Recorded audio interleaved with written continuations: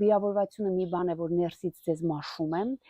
գողանում է ձեր լավագույն ռեսուրսները, ձեզ հյուծում է։ Էլ չեմ ուզում հիմա խորանալ տարբեր հոգեսոմատիկ հիվանդություններին, որոնք որպես հետևանք ձեզ փնջով հյուր են գալու, ուղղակի կարող եմ ասել, որ խորհեք ներման մասին։ Փորձեք հասկանալ ձեզ համար ինչ է ներումը, որովհետև եթե մենք նայենք, որ ներումը դա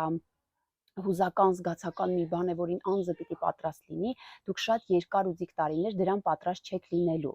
Ներումը զգացում չի, ընկերներ, ներումը որոշում է։ Երբեմն, երբ որ մենք որոշում ենք ուղղակի ներել, որոշում ենք բացել այդ բանտախցի դուռը եւ այդ մարդուն ուղղակի ասել, որ ես քեզ բաց եմ թողում, ես այլևս քեզ չեմ դատում, ճիշտ ու սխալը ես չեմ անում, եթե հավատում եք Աստծուն, ուղղակի նորից եմ կրկնում, հա, ձեր դատը հանձնում եք Աստծուն, ձեր ներսում ուղղակի կարող է գալ այդ խաղաղությունը, այդ հանգստությունը, այսինքն սկզբից մենք որոշման մակարդակում կատարում ենք այդ քայլը, իսկ մեր զգացմունքները, հույզերը կրեայի նման դանդաղ կգան մեր որոշման հետևից։ Երբեմն մենք հակառակն ենք պատկերացնում, մենք պատկերացնում ենք, որ այ ես հուզականորեն պատրաստ կլինեմ, հետո որոշում կայացնեմ, որ ես ներում եմ։ Ոչ, այսօր ես առաջարկում եմ այլ հաջորդականություն։ Նախ եկեք որոշման մակարդակում գիտակցենք, հասկանանք, որ սա ինձ շահավետ չի, մնալ այս վիրավորվածի հոգեվիճակում, պոզիցիայում, սա ինձ շահավետ չի, սա մի բան է, որ ինձ թունավորում է, ինձ դարձնում է նեգատիվ, ագրեսիվ, զոհի կարգավիճակում եղող անձ, ուղղակի որոշում կայացնենք բացել այդ